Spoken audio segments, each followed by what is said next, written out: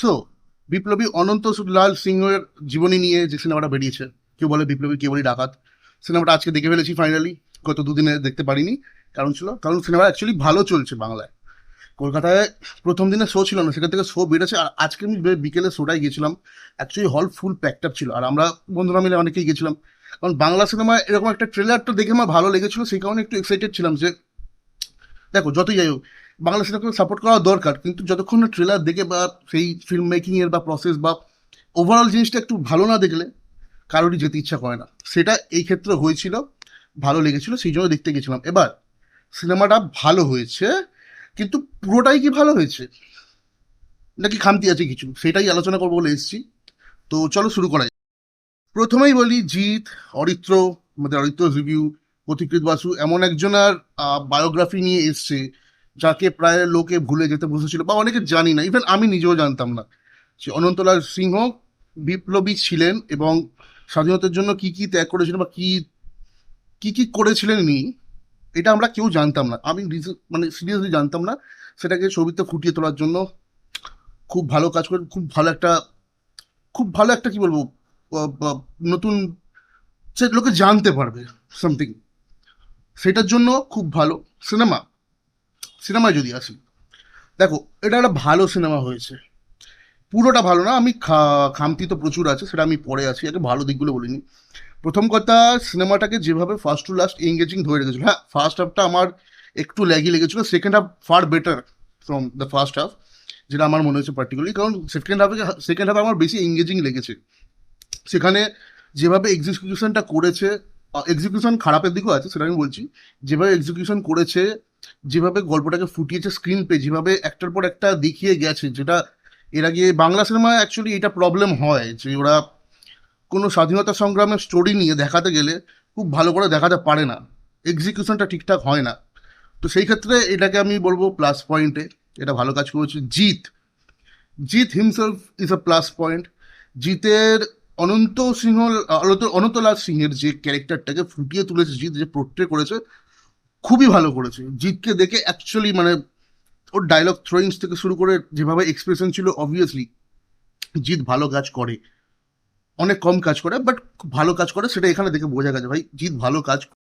Third আমি বলবো গানগুলো, গান বা ব্যাকগ্রাউন্ড মিউজিকের কিছু জিনিস বাদ দিয়ে আমার ভালোই লেগেছে। বিশেষ করে বলবো বন্দে মাতরম, ঠিক আছে ইউজ করা ভালো, বাট এত সব কিছুতে বন্দে মাতরম ইউজ করেছে, ওটা নিয়ে আমার একটা খামতি আছে। বাট ব্যাকগ্রাউন্ড মিউজিক ওভারঅল ভালো, গানগুলো শোনার মতো। যে ক্যাবারে ডান্সের যে গানটা ছিল শ্রেয়া ঘোষালকে নিয়ে, ওটা ঠিক আছে, চলো কানে না লাগলো, বাকি গানগুলো ভালো। তো সেই ক্ষেত্রে ওটাকে বলা যেতে পারে। আর যদি আমি বলি কোনটা প্লাস পয়েন্ট, ডায়লগস, ডায়লগস খুবই ভালো লেখা হয়েছে।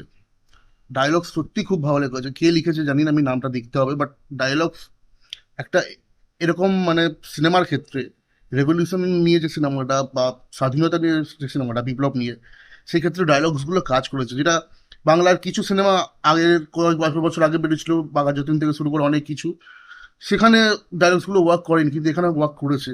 এটা একটা খুব প্লাস পয়েন্ট, যার জন্য সিনেমাটা এঙ্গেজিং লেগেছে। আর জিতের মুখে যেহেতু এটা হিরো, হিরো প্লে করছে না, জিতের ডায়লগ থ্রোয়িং গুলো যেগুলো, সেটা অবভিয়াসলি জানেন দিয়েছে। এক্ষেত্রে ভাই ফুল পয়সা উসুল। কারণ হলে বসেছিলাম, অনেক জায়গায় সিটি পড়ছিল, হাততালি পড়ছিল, লোক এনজয় করছিল, এটা দেখে খুব ভালো। না না না না না না, ভালো বলছিল পুরো ভালো নয়, এবারে খারাপটা বলি, যেটাতে হয়তো জিৎ ফ্যান্সদের ফাটবে। দেখো আমি দেবের সিনেমা দেখেও যেটা খারাপ লাগে বলি, আমি খাদান নিয়ে খুব খারাপ বলেছিলাম, কারণ ভালো লাগেনি সিনেমাটা। এখানেও আসছি, তখন বলেছিলাম না এক্সিকিউশনটা ঠিক আছে, এক্সিকিউশনটা একটা plus point plus minus point, plus পয়েন্টটা তখন বলেছি, মাইনাস পয়েন্টটা বলছি। এখানে সিনের পর সিন যেভাবে দেখাচ্ছিল, স্ক্রিন প্লে ঠিক আছে, ওভারঅল ঠিকই আছে, বাট তাও বাংলা সিনেমার এটা প্রবলেম, স্ক্রিন প্লে ঠিক করে লিখতে পারে না এরা, ঠিকঠাক যায় না। বাকি রিভিউটা কি বলেছে আমি জানি না, বাট আমার পার্টিকুলার স্ক্রিন প্লেটা খুব একটা ভালো লাগেনি, মানে খামতি তো লেগেছে, ল্যাগই তো লেগেছে। আর সেট ডিজাইনিং সব থেকে আমার যেটা বাজে লেগেছে, সেট ডিজাইনিং। ভাই তুমি খরচা করছো, 2 বছর পরে জিত আসছে, 2 বছর ধরে সিনেমাটাকে টাইম দিয়েছে, ভাই খরচা করছো, একটু সেট ডিজাইনিংটা ভালো করে করো। এআই দিয়ে প্রচুর ইউজ হয়েছে, এআই দিয়ে মানুষ, এআই দিয়ে হ্যানা তারা প্রচুর ইউজ হয়েছে, যেটা কমপ্লিটলি ভিজিবল। আর ওটা ভালো লাগছিল না, খারাপ লাগছিল অ্যাকচুয়ালি, খারাপই লাগছিল। তো এআই দিয়ে যখন করেছো তো সেট ডিজাইনিং বা এইটাও এআই দিয়ে কিছু করতে পারতে ভাই, পুরো বোঝা যাচ্ছে সেট তৈরি করে লাইটিংটা তো ঠিকঠাক রাখ, যেটা তো অন্তত এটা বোঝা না যায়।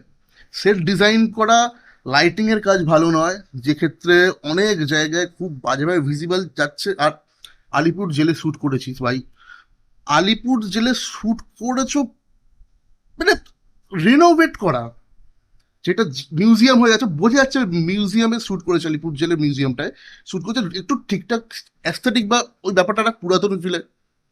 আর সব থেকে বড় কথা, যখন 1963 বা ওই টাইমের গল্পটা দেখাচ্ছে, যখন ওই জমালয় জীবন্ত মানুষ রিলিজ হয়েছিল, যখন অনন্ত সিংহ রায় ওই সিনেমাগুলোর সাথে আহ, কি বলে যুক্ত ছিলেন, সেই টাইমে এত মডার্ন বাড়িঘর ছিল না। এইটা খুব খুব মাইনাস পয়েন্ট এটা। ওই টাইমে যখন একটা অ্যাকশন সিকোয়েন্স আছে যে জিৎ পালাচ্ছে, টোটা রায়চৌধুরী তার পিছন পিছন যাচ্ছে, ভাই বাড়িগুলো আজকের বাড়ি দেখা যাচ্ছে, এইটা একটা প্রতিকৃত বাসু ডাইরেক্টর এই ছোট্ট জিনিসটা খেয়াল রাখে না, ওটা খুবই বাজে ছিল। তুমি সেই সেকেন্ড টাইমে দেখাচ্ছ, আর বাড়ি ঘর ধর আজকে অ্যাকশন সিকোয়েন্সে ওয়্যার ওয়ার্ক খুব বাজেভাবে ভিজিবল, জিত উঠছে না, হাত ধরে আছে, এখনকার দিনে এটা মানে না। তুমি যখন খরচা করছো একটু বেটার করতে। ট্রেন সিকোয়েন্স একটা আছে, অনেক ভুল, ছোটখাটো ভুল আছে ট্রেন সিকোয়েন্সে। বললাম আমি দু কামরা মানে পরের কামরাটা উঠবো ডাকাতি করবো বলে, যেই কামরায় টাকা আছে তার পরের কামরাটা উঠবে, কিন্তু যখন দৌড়াচ্ছে একদম পিছন থেকে দৌড়াচ্ছে। এটা গেল প্রথম কথা। যখন ওরা জলের মধ্যে ট্রেনিং এর টাইমে জলের মধ্যে দৌড়াচ্ছিল, পিছনে একটা লোক ধুতি তুলে এরকম করে দৌড়াচ্ছে, এরকম করে। এই ছোটখাটো জিনিসগুলো খেয়াল রাখে না কেউ। তুমি একটা ভালো সিনেমা বানাচ্ছ, অ্যাকশন সিকোয়েন্স ভালো লাগেনি আমার, ট্রেনের ওই একটা দুটো সিকোয়েন্স ছাড়া।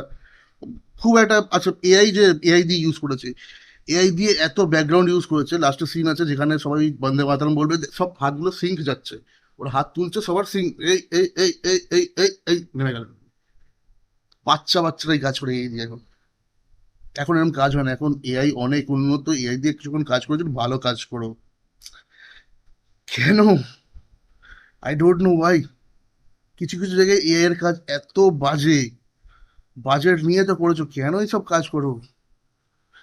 আই যথেষ্ট টাইম এগিয়েছে এখন সিনেমার কাজ, এখন বড় বড় বাজেটের সিনেমা, ইভেন ছোটখাটো বাজেট নিয়ে সিনেমা ভালোভাবে তৈরি তৈরি হয়ে যাচ্ছে।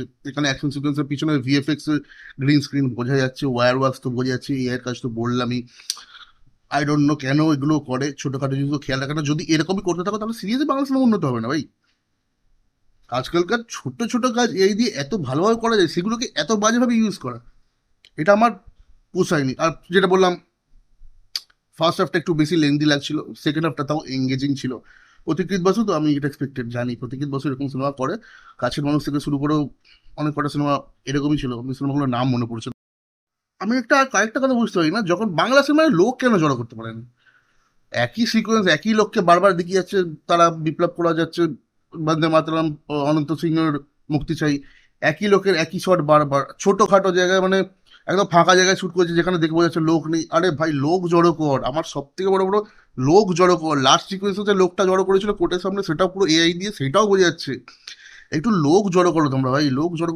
বাইরের সিনেমাগুলো গ্যাদারিং দেখে অ্যাকচুয়াল লোক এনে গ্যাদার করে, তারপরে যেটা হয় না সেইটা ভিএফএক্স দিয়ে করছে বা এআই দিয়ে করছে, যাই দিয়ে করছে। এখানে তুমি সামনের ফ্রন্টে এই কজনকেই দাঁড় করে রেখেছো, একটু লোক জড়ো করতে শেখো সিনেমায়। খুব বাজে লাগে খুব, এটা বাঘা যতীনের ক্ষেত্রে হয়েছিল, আমি বলি খুব বাজে ছিল ভাই। দেবজিৎ এরা কেন এই ভুলটা বারবার করে আমি বুঝতে পারি না, লোক আনতে চায় না কেন? এত লোকে একটা সংগ্রাম হচ্ছে, বিপ্লব হচ্ছে, কোনো ধর্নায় বসেছে বা কিছু হচ্ছে, লোক চাই, লোকই নেই, কি করে হবে বিপ্লব? কাইসে হোগা বিপ্লব? ওভারঅল আমি সিনেমাটাকে মোটামুটি পজিটিভের দিকেই রাখবো, একবার চেক আউট করতে পারো অবভিয়াসলি। খুব খারাপ সিনেমা তো নয়, আমি বললাম খুব খারাপ নয়, মারাত্মক ভালো নয়। তবে আওয়ারাপন টু এর থেকে অনেকটা বেটার হয়েছে। আওয়ারাপন টু যে শখটা দিয়েছিল তার থেকে হ্যাঁ চলো একটা ভালো সিনেমা মোটামুটি দেখেছি। তো সেই সিনেমাটাকে চেক আউট করতে পারো মোটামুটি। আর বাংলা সিনেমা হিসেবে তুমি একটু যদি সাপোর্ট করতে চাও তাহলে অবভিয়াসলি যাও, দেখো। তবে আমি বলবো না যে দেখোই, দেখতে চাইলে দেখো, খারাপ লাগবে না, ভালো টাইম যায় মোটামুটি। আর যারা বেশিরভাগ জিতের ফ্যান বা ফ্যান বেস যারা আছে, বা যারা নর্মাল সিনেমা দেখা এনজয় করতে যায়, তারা এত কিছু দেখে না, আমরাই দেখি অ্যাকচুয়ালি এত। তো সেই ক্ষেত্রে সিনেমাটাকে একটা ওয়াচ দিতে পারো, থামস আপ ফ্রম মি। আর বেশি কিছু এক্সপেক্ট করছি না। সো তোমরা যারা নতুন আছো চ্যানেলটাকে সাবস্ক্রাইব করো, বেল আইকনটাকে প্রেস করো, কমেন্ট সেকশনে জানাও তোমাদের কেমন লাগলো, যারা দেখেছো কি বলে বিপ্লবী কি বলে ডাকাত। দেখা হচ্ছে খুব তাড়াতাড়ি একটা নতুন ভিডিও। চলো, টাটা, বাই বাই, টেক কেয়ার।